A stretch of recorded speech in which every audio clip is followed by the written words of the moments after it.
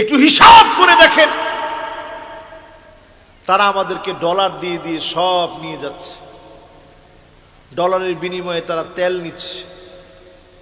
যারাই এই চুক্তির বাইরে চলতে চায়, যেমন ইরানকে তারা প্রতিনিয়ত দাবিয়ে রাখার চেষ্টা করতেছে কিভাবে ইরানকে শেষ করা যায়। এটা আমেরিকার টার্গেট, ইহুদিদের টার্গেট।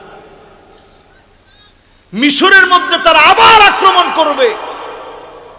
মিশরের তুর পাহাড়ের উপরে একটা পাথরে তারা খোদাই করে লিখে দিয়ে গেছে, আমরা আবার আসব। তারা আবার যেতে চায়। ইহুদিদের টার্গেট শুধু ফিলিস্তিন দখল করে রাখা নয়, গোটা আরব তারা আবার হাতিয়ে নিতে চায়। তাদের ভূখণ্ড বলে গোটা আরবকে তারা দখল করে নিতে চায়। আজকের এই মাহফিল থেকে শুনেন, গোটা আরবকে যে ইহুদিরা দখল করতে চায়, আল্লাহর হাবিব বলেন লা তাকুমুস সাআতু, ততক্ষণ এই পৃথিবীতে কিয়ামত হবে না।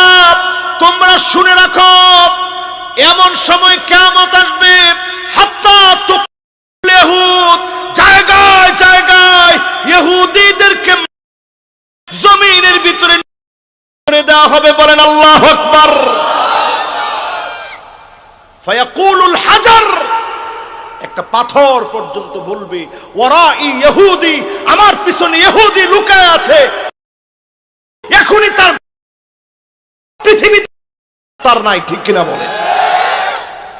সামনে সময় আসতেছে, ইহুদিরা এটা বুঝতেছে, কারণ তাদের তালমুদের ভবিষ্যৎবাণী অনুযায়ী তারা বুঝতেছে ৭৬ বছর হয়ে গেছে, ৮০ বছরের বেশি এই পৃথিবীর কোন ভূখণ্ডে তারা স্টে করতে পারে নাই।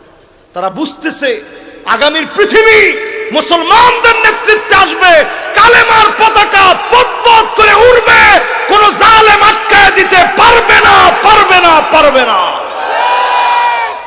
আমি জর্ডানে গেছি, জর্ডানে গিয়ে একটা জায়গায় গিয়ে দাঁড়াইছি, রাস্তাটা হচ্ছে জর্ডানে, আল্লাহু আকবার। এর ডান দিকে হচ্ছে লেবানন, এর বাম দিকে হচ্ছে ফিলিস্তিন, সামনের দিকে যদি সোজা চলে যান তাহলে সিরিয়া। পুরা সিরিয়া, লেবানন, ফিলিস্তিন, জর্ডান, শামের পুরো দেশের অঙ্গনটা দেখা যাচ্ছে সেই জায়গা থেকে। আমার কাছে পরিষ্কার হয়ে গেল, আল্লাহ সেই দিন বেশি দূরে নয়, এমন একটা সময় আসবে যাকে যাকে আল্লাহর গোলাম এই মাহশারে একত্রিত হবে। ফিলিস্তিন হচ্ছে মাহশার, এখানে সব দেশের মুসলমান একত্রিত হবে, একত্রিত হয়ে ইহুদিদের বিরুদ্ধে লড়াই করবে। জোরে কোন আল্লাহু আকবার। বেশি দিন দূরে না।